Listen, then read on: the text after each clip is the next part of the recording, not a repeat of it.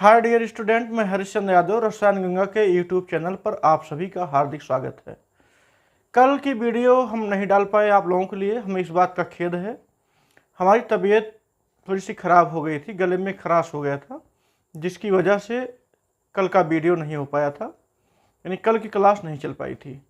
आज से क्लास बिल्कुल रेगुलर चलेगी। तबीयत मेरी सही हो गई है, अब बहुत ज़्यादा दिक्कत नहीं है, लेकिन ये है कि चलाऊँ है, ऐसी दशा में क्लास ज़रूर चलेगा। तो आज हम लोग एलिमिनेशन पर चर्चा करेंगे। एक टॉपिक है एलिमिनेशन, जिसको हम विलोपन अपक्रिया भी कहते हैं। आज इसी को लेकर के रिएक्शंस हम देखेंगे, उसके मैकेनिज्म को देखेंगे, कैसे ये एलिमिनेशन रिएक्शन होता है। हैलो एल्केन के थ्रू देखेंगे। हैलो एल्केन टॉपिक चल रहा है, जिसमें आपने न्यूक्लियोफिलिक सब्स्टिट्यूशन रिएक्शन भी देख लिया, जिसमें आपने देखा SN1 SN2 यानी यूनिमालिकुलर न्यूक्लियोफिलिक सब्स्टिट्यूशन रिएक्शन और by molecular nucleophilic substitution reaction, जो कि SN2 कहा गया था। आज की टॉपिक बिल्कुल नई है, जिसे हम एलिमिनेशन कहेंगे, विलोपन कहेंगे, या कहीं कहीं पर बीटा एलिमिनेशन के नाम से भी जानते हैं। जैसे शुरू करने से पहले ये बता दें आपको, ये एलिमिनेशन जो रिएक्शन होता है, एलिमिनेशन को हम बीटा एलिमिनेशन भी कहते हैं। अभी आप रिएक्शन के थ्रू देखेंगे कि बीटा एलिमिनेशन क्यों कहा जाता है, या कहीं कहीं पर इसको एक और चीज़ कहते हैं, जिसका नाम है डिहाइड्रो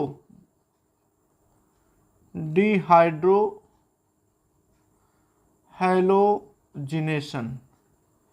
सारी चीज़ें आपको पता चलेंगी अभी कि इसे डिहाइड्रो हैलोजिनेशन क्यों कहते हैं, बीटा एलिमिनेशन क्यों कहते हैं, इसी एलिमिनेशन रिएक्शन को। जैसे देखिए, एलिमिनेशन का मतलब तो एलिमिनेट हो जाना, किसी यौगिक में से कोई छोटा सा अणु बाहर किसी कारण से निकल जाना, एलिमिनेशन कहलाता है। जैसे हम बात कर लें, यहाँ पर कोई कंपाउंड लेते हैं, जैसे CH3 हो गया, CH2 हो गया, और यहाँ पर CH2 और ये Cl दे दिया जाए, ऐसे कर लेते हैं समझने के लिए। ये हो गया।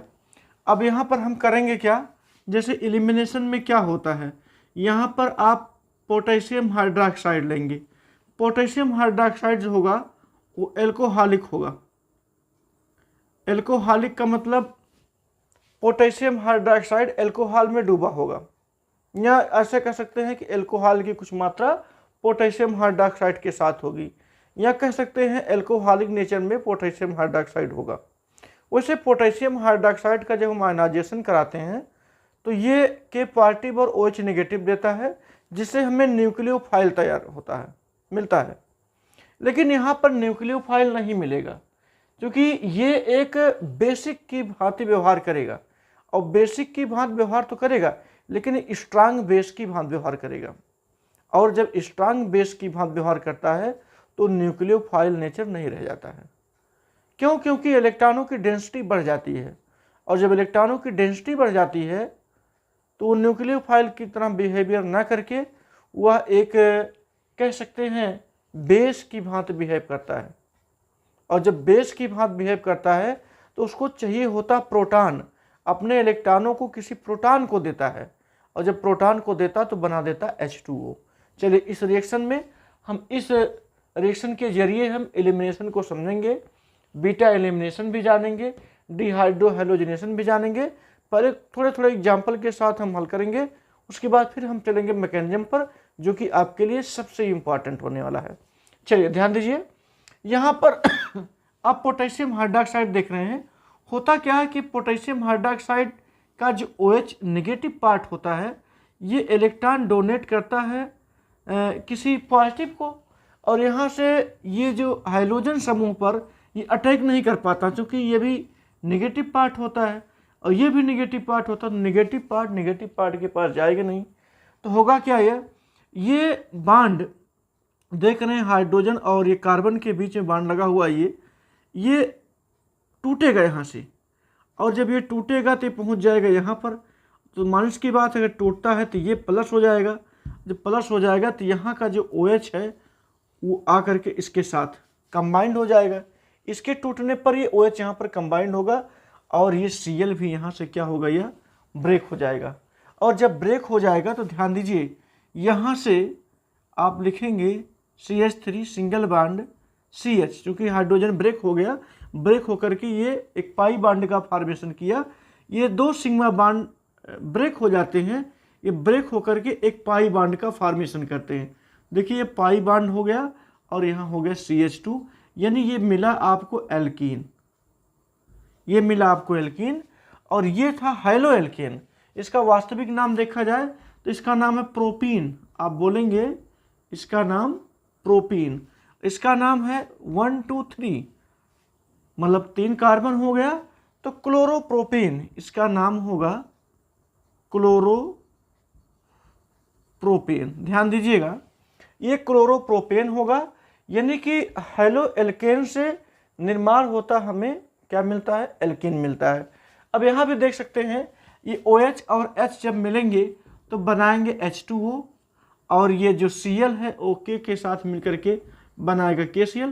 फिलहाल ये सब जो होते हैं ये बाई प्रोडक्ट होते हैं। यदि हम इस रिएक्शन में इसे शामिल ना करें तब भी कोई दिक्कत नहीं, ये रिएक्शन आपका कंप्लीट माना जाएगा, सही माना जाएगा। तो याद रखेंगे एल्कोहलिक पोटेशियम हाइड्रॉक्साइड की उपस्थिति में जो हैलो एल्केन होते हैं वो एल्कीन देते हैं। अब बात आती है कि इसे हम बीटा एलिमिनेशन क्यों कहते हैं। देखिए जहाँ पर कोई फंक्शनल ग्रुप जुड़ा होता है, जैसे ये फंक्शनल ग्रुप है हैलोजन, हैलोजन ये अल्फा कहलाएगा, अल्फा के बाद ये मिलेगा बीटा। अब ध्यान दीजिए हाइड्रोजन निकला कहाँ से है, बीटा पार्ट से निकला हुआ, बीटा कार्बन से निकला हुआ है। पड़ोसी कार्बन, जो पड़ोसी कार्बन है वो बीटा है, बीटा से हाइड्रोजन निकला है, तो इसीलिए बीटा पोजीशन से निकलने के कारण ही इसे हम बीटा एलिमिनेशन कहते हैं। बात समझ आ गई होगी, क्योंकि ये बीटा पोजीशन से हाइड्रोजन गायब हुआ है। और इसे डिहाइड्रो हैलोजनेशन क्यों कहते हैं। देखिए डिहाइड्रो का मतलब यहाँ पर हाइड्रोजन भी निकल गया और हाइलोजन भी निकल गया। डिहाइड्रो हैलोजनेशन का मतलब होता है कि हाइलोजन का भी निकल जाना होता है इसमें, और इसमें हाइड्रोजन का भी निकल जाना, दोनों एक साथ गायब होते हैं, और एक साथ गायब होंगे तो देंगे ये KCl, पोटेशियम क्लोराइड। तो इसी कारण इसे हम बोलते हैं डिहाइड्रो हैलोजनेशन। आपको बात समझ में आ गई होगी, बहुत सिंपल सा एग्जाम्पल है। अभी हम मैकेनिज्म पर चलेंगे, आपको और बेहतर समझ में आएगा। और भी एग्जाम्पल लेते हैं, जैसे ये तो बिल्कुल टर्मिनल पर था, यहाँ देखिए ये बिल्कुल टर्मिनल पर आपको दिखाई दे रहा है, क्लोरीन यानी कि हाइड्रोजन टर्मिनल पर है, तो टर्मिनल पर जाकर के डबल बॉन्ड भी बनेगा। एक बात याद रखेंगे, इसमें 2 सिग्मा बॉन्डों का ब्रेकेशन होता है। आप देख रहे हैं एक सिग्मा बॉन्ड यहाँ से, एक सिग्मा बॉन्ड यहाँ से, और आगे चल करके ये एक पाई बॉन्ड का निर्माण कर रहा है और एक सिग्मा बॉन्ड का निर्माण कर रहा है। तो यहाँ पर क्या समझ में आ रहा है, यहाँ डबल सिग्मा बॉन्ड टूट करके एक ही सिग्मा बॉन्ड बन रहे हैं। इन नंबर ऑफ सिग्मा बॉन्डों की कमी हो रही है, आगे चल करके प्रोडक्शन में नंबर ऑफ सिग्मा बॉन्डों की कमी हो रही है। अच्छा एक बात और, जब नंबर ऑफ सिग्मा बॉन्डों की कमी होती है तो टेम्परेचर को बढ़ाना पड़ता है। याद रखेंगे इस बात को, जैसे जैसे अब क्रिया चलती रहती है, यदि हमें सिग्मा बॉन्डों की संख्या कम दिखाई दे, ऐसा ब्रेकेशन हो सिग्मा बॉन्डों की संख्या कम हो जाए, तो टेम्परेचर को बढ़ाना पड़ता है। तो बिल्कुल अब आप एलिमिनेशन रिएक्शन को ध्यान से सुनिए कि हैलो एल्केन पोटेशियम हाइड्रॉक्साइड जो कि एल्कोहलिक नेचर में होता है, एल्कोहलिक पोटेशियम हाइड्रॉक्साइड की उपस्थिति में जब हम किसी हैलो एल्केन को हीट करते हैं, हाई टेम्परेचर देते हैं, तो हाई टेम्परेचर देने से यह एल्कीन देता है, और इसी क्रिया को हम एलिमिनेशन बोलेंगे, बीटा एलिमिनेशन बोलेंगे, डिहाइड्रो हैलोजनेशन बोलेंगे। आपको बिल्कुल बात समझ में आ गया होगा। चलिए एक रिएक्शन और लेते हैं, फिर अभी इसमें से जेब का रूल भी है, उसको भी हम आपको बताएंगे। लेकिन और एग्जाम्पल है जो कि बहुत इजी एग्जाम्पल था, ये एकदम टर्मिनल पर कोई हैलोजन था, वहाँ से हैलोजन गायब हुआ, तो निश्चित है उसके पास उसके बगल में एक ही बीटा है। और ऐसे अभी ऐसे रिएक्शन को लेंगे जिसमें बीटा दोनों साइड में होंगे, तब थोड़ा सा मामला टेक्निकल होगा। चलिए दूसरा रिएक्शन लेते हैं। जैसे एक परिस्थिति ऐसी तय करें,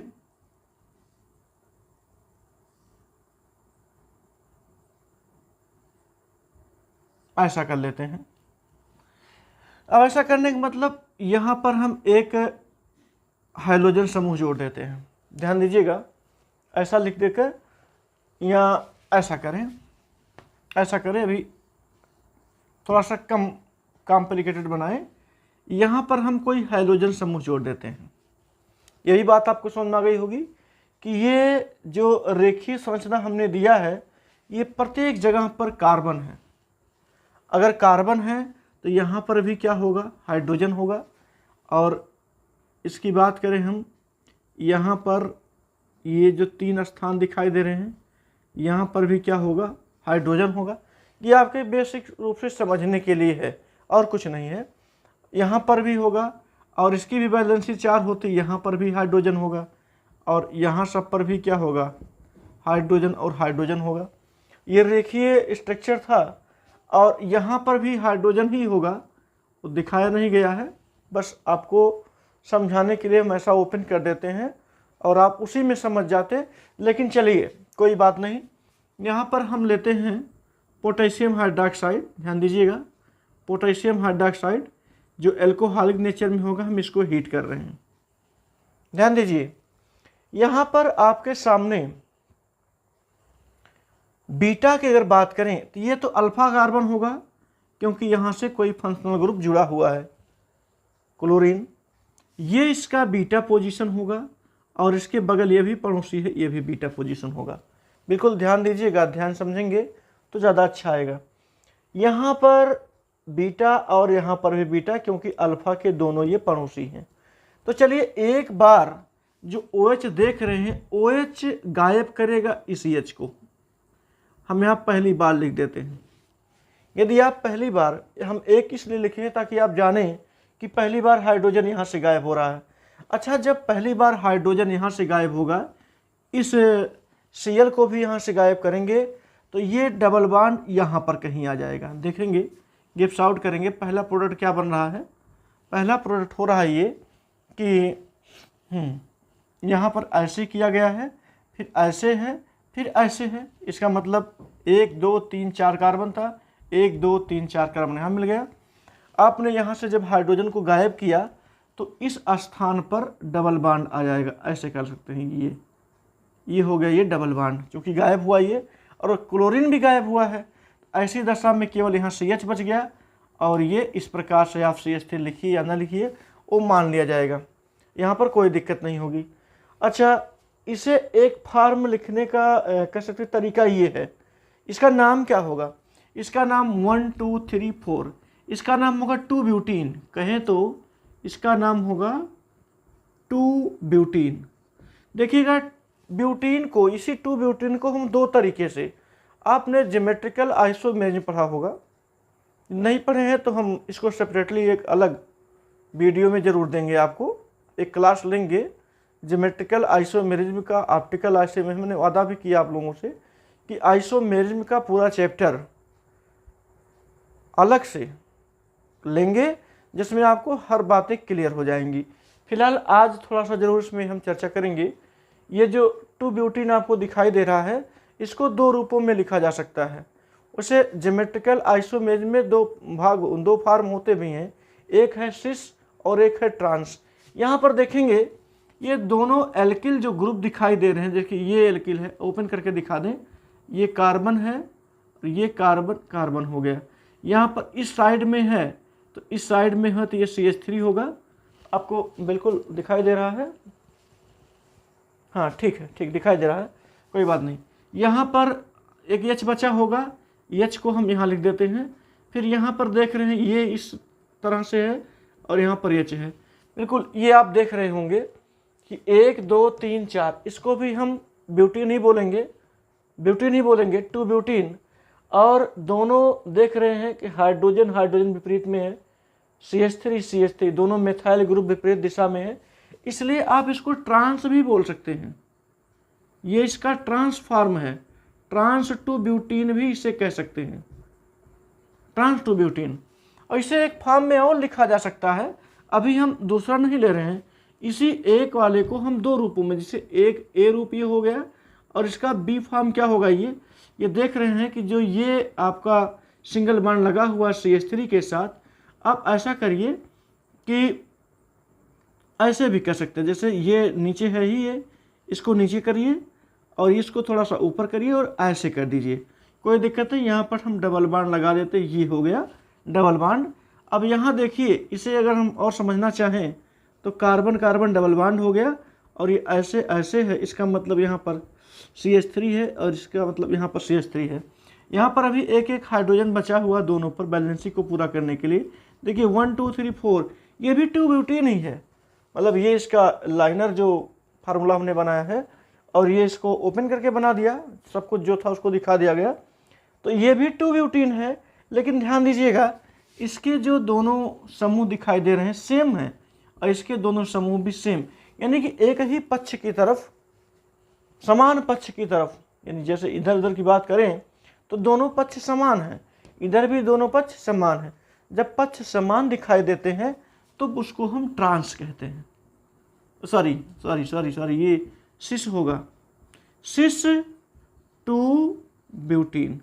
आपको समझ में आ गया होगा कि इसे हम इस रूप में भी लिख सकते हैं, लेकिन निकला जो हाइड्रोजन है वो एक नंबर से ही है, मतलब ऐसा नहीं है कि ये हमने अभी केवल एक ही तरीके से हाइड्रोजन को निकाला है, एक ही जगह से। तो इसे हम दो रूपों में लिख सकते हैं, एक है ट्रांस और एक है सिस टू ब्यूटीन। दोनों है 2 ब्यूटीन ही, लेकिन सिस और ट्रांस फॉर्म में दे दिया गया। अच्छा चलिए, एक कंपाउंड ये हो गया, बीटा पोजीशन से हमने हाइड्रोजन को गायब किया।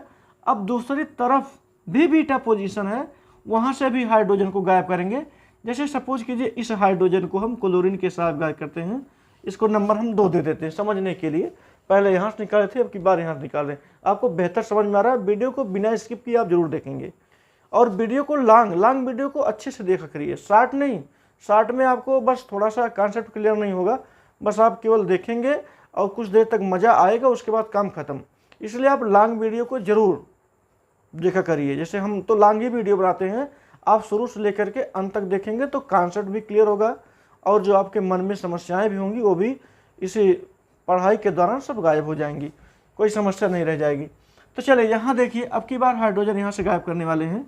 अच्छा, जब यहाँ से गायब करेंगे तब की बार डबल बॉन्ड यहाँ पर आ जाएगा, क्लोरीन भी हटेगा, ये सिंगल बॉन्ड सिग्मा बॉन्ड और ये सिग्मा बॉन्ड दोनों गायब होंगे, तब की बार पाई बॉन्ड यहाँ पर आएगा। चलिए दूसरा कंपाउंड हम यहाँ देखते हैं, ये आपको ऐसे कुछ है, इस प्रकार से है, इस प्रकार से है और इस प्रकार से था। यहाँ पर क्लोरीन गायब हुआ और यहाँ से हाइड्रोजन गायब हुआ। अब की बार डबल बॉन्ड यहाँ मिल गया, ये मिल गया ये। अच्छा ये मिल गया तो इसका नाम क्या होगा, 1 2 3 4, इसका नाम केवल और केवल ब्यूटीन होगा। इसका नाम जो होगा वो ब्यूटीन, चाहो तो 1 ब्यूटीन लिख सकते हो। अब इस 1 ब्यूटीन को आप और किसी रूप में नहीं लिख सकते हो, क्योंकि अब इसमें सिस और ट्रांस आने के चांसेस नहीं है। यहाँ पर CH2 पाया जाएगा, तो इसके बदलने का कोई रास्ता तो है नहीं। जैसे हम कहें CH2 ऐसे ही तो पाया गया, अब आप H में कितना परिवर्तन करोगे? ऐसा तो है नहीं एक बार स्मॉल H लिखोगे, एक कैपिटल H लिखोगे, हाइड्रोजन तो ही रहेगा। ऐसा कहने मतलब ऐसा तो नहीं लिखना है, इसका कोई मतलब भी नहीं है। हाइड्रोजन दोनों अलग अलग पक्षों में रखा गया है, लेकिन अब ये है इसमें कोई परिवर्तन नहीं कर पाएंगे, इसलिए इस ब्यूटीन में कोई परिवर्तन नहीं कर पाएंगे। अब बात कहाँ करके फंसी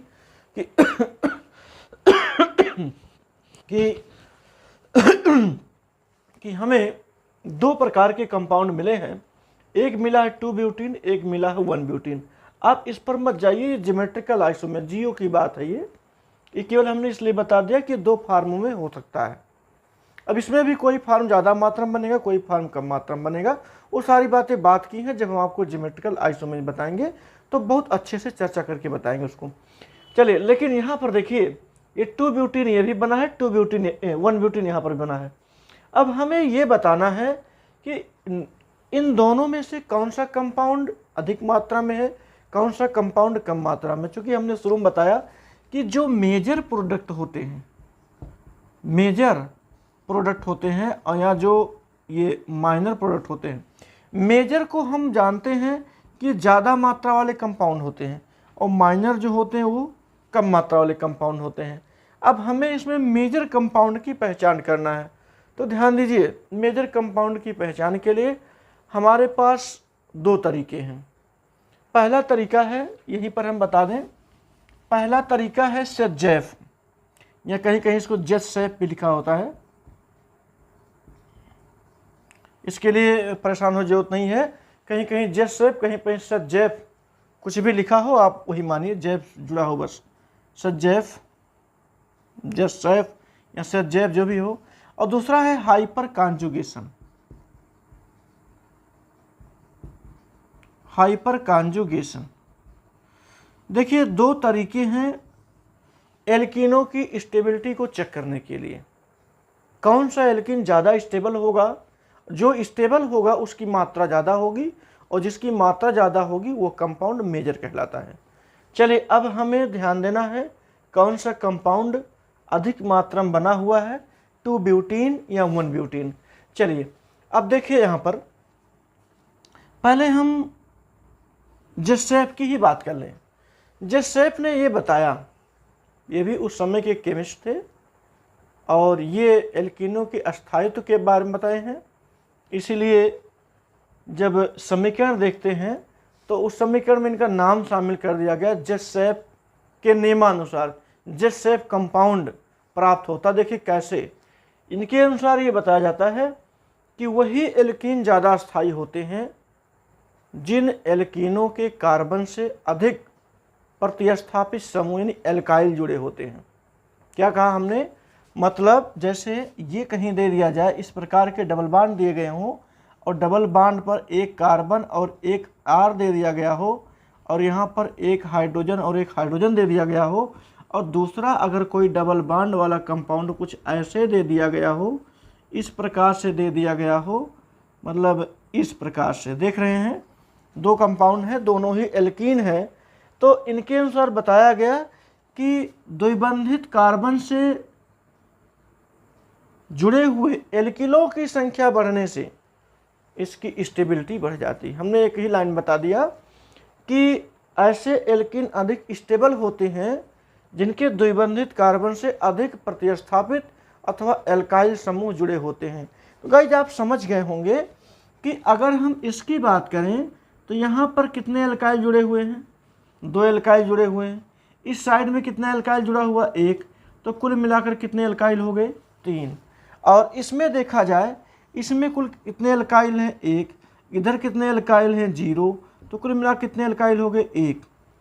इसमें 1 एल्काइल और इसमें 3 एल्काइल, तो जिसमें 3 एल्काइल जुड़े हुए हैं वह कंपाउंड मेजर होता है।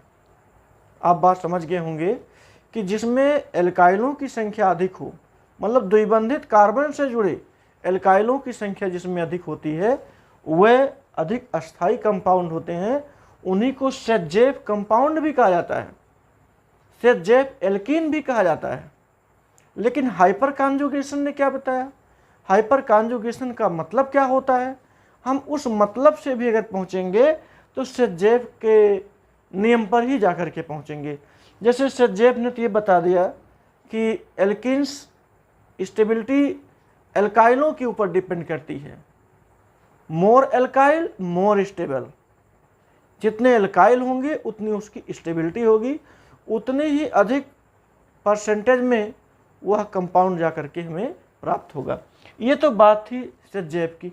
लेकिन हाइपर कॉन्जुगेशन ये और आसान है, ये और ही आसान है। जैसे देखिए हाइपर कॉन्जुगेशन ने बताया क्या कि द्विबंधित कार्बन से जुड़ा कोई पड़ोसी, ध्यान दीजिएगा मेरी बात को, कि द्विबंधित कार्बन से जुड़ा पड़ोसी कार्बन अल्फा कहलाएगा। ध्यान दीजिएगा, अगर कहीं पर कोई प्रतिस्थापी कहें या हम क्रियात्मक समूह कहते हैं वो जुड़ता है तो उसको तो हम अल्फा बोलते हैं, पड़ोसी वाले को बीटा बोलते हैं। लेकिन इसमें क्या बताया गया हाइपर कॉन्जुगेशन में, हाइपर कॉन्जुगेशन में ये बताया गया कि द्विबंधित कार्बन का निकटवर्ती कार्बन, द्विबंधित कार्बन के निकटवर्ती कार्बन पर हाइड्रोजन की संख्या बढ़ने से स्टेबिलिटी बढ़ जाती है। ध्यान दीजिए, यहाँ पर अब हम क्या करेंगे, इस द्विबंधित कार्बन को हम ऐसे गोला कर देते हैं। अब इसका अल्फा कार्बन ये हो गया और इसका अल्फा कार्बन ये हो गया। इस पर हम जान रहे हैं इस पर कुल 3 कार्बन होंगे, बिल्कुल, क्योंकि एक सिग्मा बॉन्ड लगा हुआ है तो 3 अल्फा हाइड्रोजन होंगे यहाँ पर। और इस पर भी जो अल्फा कार्बन देख रहे हैं, इस पर भी जो है वो 3 अल्फा हाइड्रोजन होंगे। तो कुल मिलाकर के 3 और 3 ये मिलाकर के 6 अल्फा हाइड्रोजन हो गए। इस वाले एल्कीन पर 2 ब्यूटेन पर कुल हमारे पास 6 अल्फा हाइड्रोजन हो गए। अच्छा, इसे छोड़ दें क्योंकि ट्रांसेस दोनों एक ही रूप में रह गई है। यहाँ पर चलते हैं, इस पर अगर बात करें तो ये आप गोला कर लीजिए। इसके बाद का कार्बन वाला ये होगा अल्फा कार्बन। इस पर अगर हम हाइड्रोजन की बात करें तो इस पर हाइड्रोजन देखिए, एक नीचे एक ऊपर है, तो कुल मिलाकर के कितना हाइड्रोजन हो गया, 2। और इसके बाद कोई कार्बन है ही नहीं। इधर जब कार्बन नहीं है तो अल्फा कार्बन नहीं है, और जब अल्फा कार्बन नहीं है तो अल्फा हाइड्रोजन भी नहीं है। तो ऐसी दशा में इसके पास कुल मिलाकर के total number of alpha hydrogen is 2। यहाँ पर 2 हैं और यहाँ पर पाया गया कितना, 6। तो गाइज आप ये भी समझ गए होंगे कि जिसमें अल्फा हाइड्रोजन की संख्या अधिक होती है उसकी स्टेबिलिटी भी अधिक होती है। तो more alpha hydrogen is more stable और less alpha hydrogen is less stable. और स्टेबल क्या होगा, वो होगा एल्कीन। अच्छे अस्थायित्व एल्कीन के लिए हमें अधिक से अधिक अल्फा हाइड्रोजनों की आवश्यकता होती। मतलब बात वही आती है जो सेजेफ ने बताया। सेजेफ ने एल्किल का सहारा लिया, लेकिन जो हाइपर कॉन्जुगेशन रहा वो हाइड्रोजन का सहारा लिया। वो भी कैसे हाइड्रोजन की बात करता है, अल्फा हाइड्रोजन की बात करता है। यदि अल्फा हाइड्रोजनों की संख्या किसी एल्कीन में बढ़ती है तो उसकी स्टेबिलिटी भी बढ़ जाती है। और सेजेफ ने क्या बताया कि द्विबंधित कार्बन से जुड़े हुए एल्काइलों की संख्या में वृद्धि से उसकी स्टेबिलिटी बढ़ जाती है। ये बात आपको समझ में आई होगी। चलिए अब एक एग्जाम्पल ले लें, चूँकि कुछ एग्जाम्पल्स ले लेने से आपको बिल्कुल क्लियर हो जाएगा कि बीटा एलिमिनेशन हो रहा है। अच्छा हाँ, एक बात और, ये देखिए, ये बीटा पोजीशन, ये भी बीटा पोजीशन, हमने एलिमिनेट किया था हाइड्रोजन को बीटा से ही, हमने एलिमिनेट किया था हाइड्रोजन को बीटा से ही, मैं गामा पर नहीं गया था। तो ध्यान रखिए, ये बीटा एलिमिनेशन हो रहा है और साथ साथ कहीं ऐसा न हो हमने डाई हाइड्रो हैलोजनेशन का नाम नहीं लिया, आप भूल गए हो, तो ये भी है, हाइड्रोजन गायब हुआ है और हैलोजन गायब हुआ है, इसलिए इसको हम डिहाइड्रो हैलोजनेशन कहेंगे। चलिए एक एग्जांपल और लेते हैं। ये जो था ये 2 डिग्री था, ये 2 डिग्री का कह सकते हैं हेलो एल्केन था। इसके पहले जो आपने टर्मिनल यानी कि 1 डिग्री आपने देखा था, उसमें तो तत्काल ही आपको डबल बॉन्ड मिल गया था, कहीं नहीं जाना पड़ा, क्योंकि एक ही उसमें बीटा कार्बन पाया गया था। तो यहाँ पर 2 बीटा कार्बन है, इसलिए इसको 2 डिग्री कहेंगे। अब कोई न कोई परिस्थिति ऐसी भी आएगी जिसमें से 3 बीटा कार्बन होंगे, अब वहाँ पर थोड़ा सा जटिल हो जाता है। चलिए ले चलते हैं उधर भी आपको।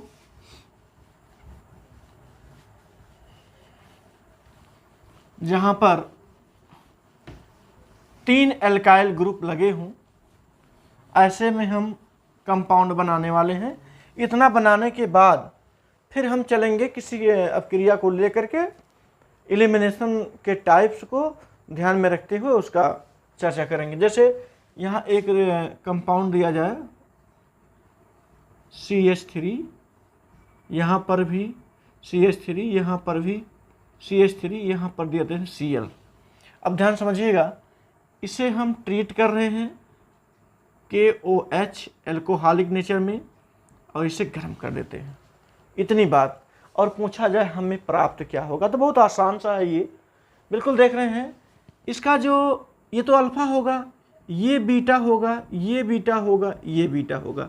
तो आप समझ गए कि 3 डिग्री RX है, तृतीयक हैलाइड है। अब यहाँ से आप किसी भी बीटा से हाइड्रोजन को गायब कर सकते हैं। जैसे हम अगर यही बात करें, ये CH कर देते यहाँ पर H, अब ये वाला जो OH है जाएगा इसके पास, क्योंकि ये OH इसी को इलेक्ट्रॉन देगा, और जब इसे इलेक्ट्रॉन देगा तो ये बांड टूट करके यहाँ आएगा, Cl भी निकल जाएगा, डबल बांड यहाँ पर, मतलब कुछ ऐसे CH3 सिंगल बांड C और ये CH3, ये सिंगल बांड यहाँ से टूटेगा यहाँ से, तो आप देख रहे हैं यहाँ पर जा करके यहाँ पर जा करके कंपाउंड मिलेगा। यह भी एक एल्कीन ही है, क्योंकि कार्बन कार्बन के बीच में डबल बांड पाया गया। अब मेरे पास वो बात साबित करने के लिए नहीं रह गई है कि हम ये बताएं कौन सा स्टेबल होगा। भाई ये भी कंपाउंड बन गया। अभी आपको क्लियर कर दें, यदि आप हाइड्रोजन यहाँ से गायब करते हैं तो CH3 बताते चलें, CH3 और यहाँ पर CH2। अब इसे भी देखिए, नाम वही है, देख रहे 1 नंबर पर डबल बांड है, 1 नंबर पर डबल बांड है, 2 नंबर पर एल्काइल है, 2 नंबर पर एल्काइल है।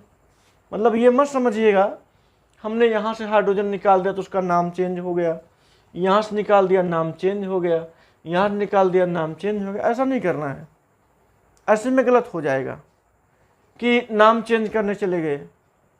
भाई आप हाइड्रोजन निकालेंगे, एक ही बीटा कार्बन है ना ये, इसलिए आप कहीं से भी हाइड्रोजन को हटा देंगे, उसके लिए कोई दिक्कत नहीं होगी। हाँ, कंपाउंड्स में अगर एल्काइल बढ़ते तो रीअरेंजमेंट की एक घटना आती, और रीअरेंजमेंट वाला भी हम क्वेश्चन लेंगे। अभी आज हम सोच रहे हैं कि आप लोगों को एलिमिनेशन की वो दोनों पार्ट के बारे में बता दें जिसको आप E1 और E2 कहते हैं। गाइस यहाँ तक देखिए, आप बिल्कुल आपको समझ में आया होगा, इसका स्क्रीनशॉट ले सकते हैं। चलिए अब हम चलते हैं थोड़ा सा एलिमिनेशन को एक नए कह सकते हैं पृष्ठभूमि पर चर्चा करेंगे। देखिए जो एलिमिनेशन होता है इसको 2 वर्गों में बांट दिया गया है, एक है E1 और एक है E2। E1 और E2 आपने SN1 और SN2 पढ़ा होगा। SN1 में पढ़ा था आपने यूनिमालिकुलर, और SN2 में आपने देखा था बाईमालिकुलर। तो पहले हम E1 और E2 की चर्चा SN1 और SN2 की बात कर लें, क्योंकि इतना जब जानेंगे तो फिर टॉपिकें और भी अच्छे से क्लियर होते चले जाएंगी। देखिए एक लाइन से जो E1 अब क्रियाएं होती हैं ये यूनिमालिकुलर होती हैं। पहली बात अगर बात करें तो ये जो होता है ये यूनिमालिकुलर होता है, क्योंकि यहाँ पर केवल एक ही है, E1 है। और ये जो होगा, ये इसकी बात करें तो ये बाईमालिकुलर होगा। क्लियर हुआ ये, क्योंकि इसमें 2 अणु भाग लेंगे। और इसके हम दूसरे हिस्से की बात करें, दूसरी बात करें तो ये 2 स्टेप प्रोसेस होता है।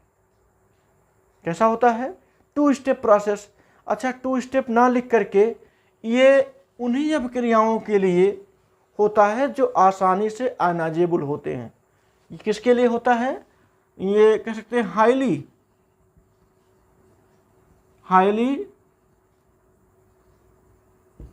आयनाइजेबल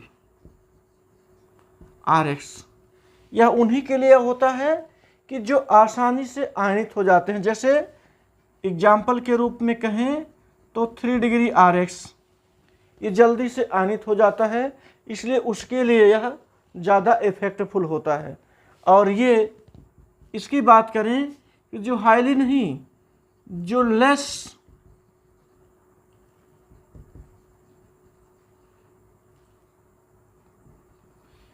आयनाइजेबल हूँ, जैसे हम बात करें प्राइमरी RX की, सेकेंडरी RX की, या हम बात करें मेथिल हैलाइड की, ये सब जो होते हैं ये आसानी से आयनाइजेबल नहीं होते हैं, आयनों के रूप में नहीं टूटने वाले होते हैं, जल्दी इनका Cl ब्रेक नहीं होता है, हाइड्रोजन ब्रेक नहीं होता है, इसलिए इनको हम लेस आयनाइजेबल कहते हैं। और ये होते हैं बाईमालिकुलर। और बात करें कि इसमें जो रेट डिटर्मिनेशन होता है, जो रेट डिटर्मिनेशन होता है आरडी जिसको बोलते हैं रेट डिटर्मिनेशन, इसमें केवल और केवल ये कह सकते हैं अभिकारी अणु में केवल अभिकर्मक, चाहे अभिकर्मक भाग ले चाहे अभिकारक, लेकिन हम बात करते हैं सब्सट्रैक्ट की, जिस पर हमें अटैक कराना होता है। किसी रिएजेंट का जहाँ पर अटैक कराया जाता है वो सब्सट्रैक्ट कहलाता है। तो कह सकते हैं कि जो ये आरडी होता है ये बराबर के, और ये लिखेंगे हम सब्सट्रैक्ट, सब्सट्रैक्ट के समानुपाती होता है या सब्सट्रैक्ट के बराबर होता है। देख रहे हैं ये सब्सट्रैक्ट के ऊपर डिपेंड करता है, और जब सब्सट्रैक्ट ऊपर डिपेंड करेगा उसकी एक ही घात पर, तो इसका जो आर्डर बनेगा, आर्डर ऑफ रिएक्शन, ये आर्डर ऑफ, अगर रिएक्शन की बात करें तो ये 1 आर्डर होगा। और इसमें जो होगा, इसमें जो रेट डिटर्मिनेशन होगा ये सब्सट्रैक्ट ऊपर डिपेंड करेगा ही, और साथ साथ रिएजेंट पर भी, दोनों के ऊपर डिपेंड करता है। और जब 2 के ऊपर डिपेंड करेगा तो गाइस जो इसका आर्डर ऑफ रिएक्शन होगा, आर्डर ऑफ रिएक्शन ये हो जाएगा 2, यानी अभिक्रिया की कोटि इसमें 2 आएगी और इसमें अभिक्रिया की कोटि 1 आएगी। इसको भी ध्यान रखिएगा। और यदि हम बात करें, अच्छा 3 बातें हो गई, इसमें भी 3 बातें हो गई हैं। अगर हम चौथे बात करें तो चौथी बात ये है कि ये 2 स्टेप प्रोसेस है, 2 स्टेप प्रोसेस है, और ये जो होता है ये 1 स्टेप प्रोसेस है, 1 स्टेप प्रोसेस होता है। एक ही बार में ये पूरी अभिक्रिया कंप्लीट हो जाती है, जबकि ये 2 बार में अभिक्रिया होती है। पहले आयनाइजेशन होगा, आयनाइजेशन के बाद फिर जो बेस होगा वो हाइड्रोजन के साथ क्रिया करेगा, फिर जाकर के हाइड्रोजन टूटेगा, और कह सकते हैं हाइड्रोजन तो पहले टूटा होगा, फिर जाकर के डबल बॉन्ड का फॉर्मेशन होगा। तो एक बार इसका स्क्रीनशॉट आप लोग ले लीजिए, फिर उसके बाद हम एक अपक्रिया को लेकर के उसका मैकेनिज्म कराते हैं।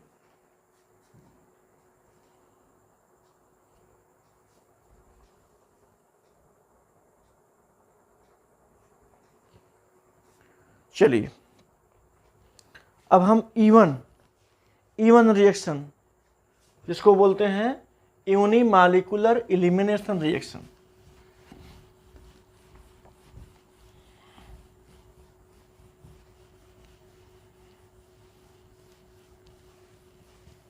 देखिए क्या होता है।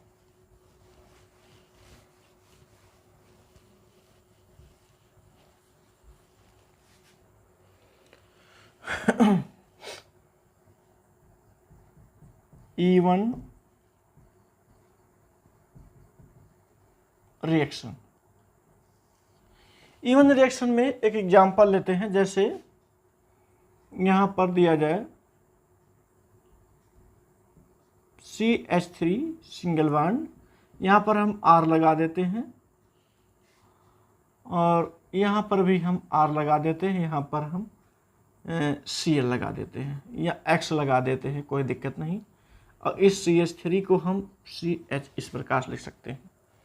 बिल्कुल यहाँ पर आपको CH3 मानना होगा, क्योंकि CH2 लिख करके एक हमने H को लगा दिया ताकि ये हाइड्रोजन बाहर निकले। अच्छा नहीं अगर लिखना है तो आप ऐसे भी लिख सकते हैं इस प्रकार से, और ये जो कंपाउंड जा कर के बनेगा वो बनेगा CH2 डबल बॉन्ड C, और यहाँ पर होगा एल्काइल, यहाँ पर होगा एल्काइल, प्लस ये जो बनेगा यहाँ पर हमने लिखा नहीं तो KOH होगा एल्कोहलिक नेचर में, और ये इसको हमें हीट भी करना होगा।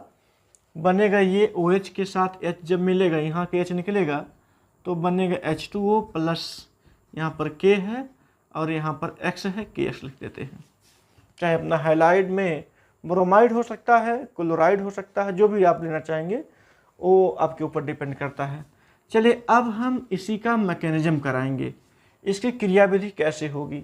चलिए लिखते हैं हम मैकेनिज्म। मैकेनिज्म क्या होता है, देखिए हमने कहा क्या कि इवन जो रिएक्शन होता है वो 2 स्टेप होता है। तो पहले हम स्टेप फर्स्ट की बात कर लें। स्टेप फर्स्ट में क्या होगा, पहले इसका आयनाइजेशन होगा और इजीली आयनाइज्ड भी होंगे, और जब इजीली आयनाइज्ड होंगे तो कार्बोकैटायन का फॉर्मेशन होगा। जैसे यहाँ देखेंगे कि CH3 single bond alkyl alkyl और यहाँ पर है X, ये इस प्रकार से ब्रेक होगा और हम इस पर जो है KOH और OH बेस मान लेते हैं।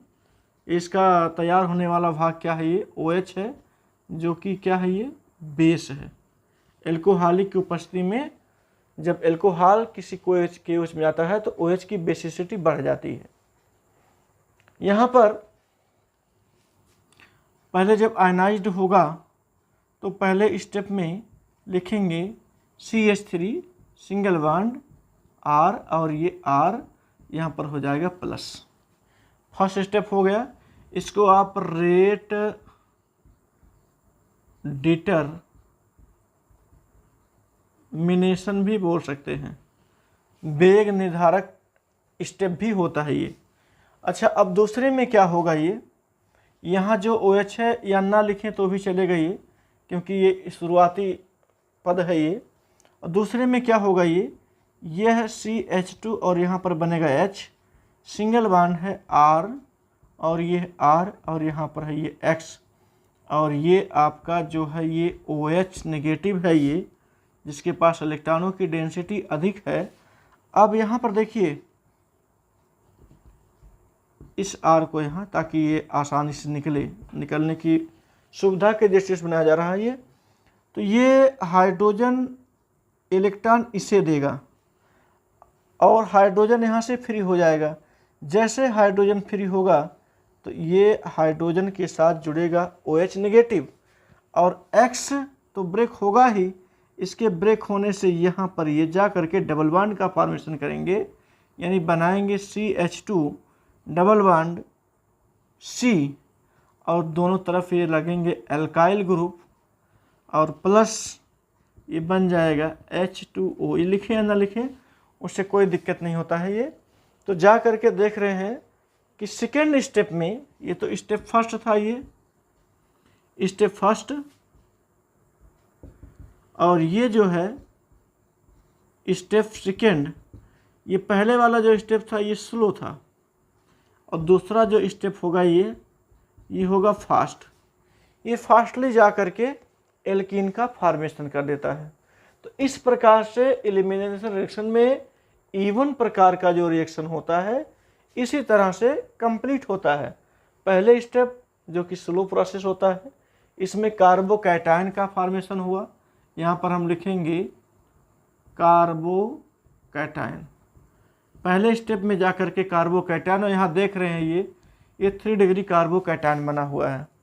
और दूसरे स्टेप में 3 डिग्री कार्बोकैटायन पर जो है, अच्छा हमने X यहाँ लिख दिया, ये गलत किया, यहाँ पर पॉजिटिव होना चाहिए। देखिए गलती हो गई, यहाँ पर ये पॉजिटिव था, हमने ध्यान नहीं दिया, ये पॉजिटिव यहाँ बना रहेगा।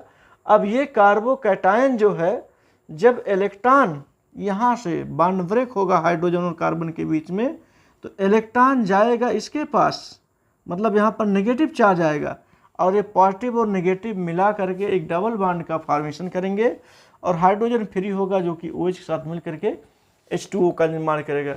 इस प्रकार से इवन का ये रिएक्शन रहा। आप लोग इसे स्क्रीनशॉट ले लीजिए और समझ लीजिए, एक बार देख लीजिए।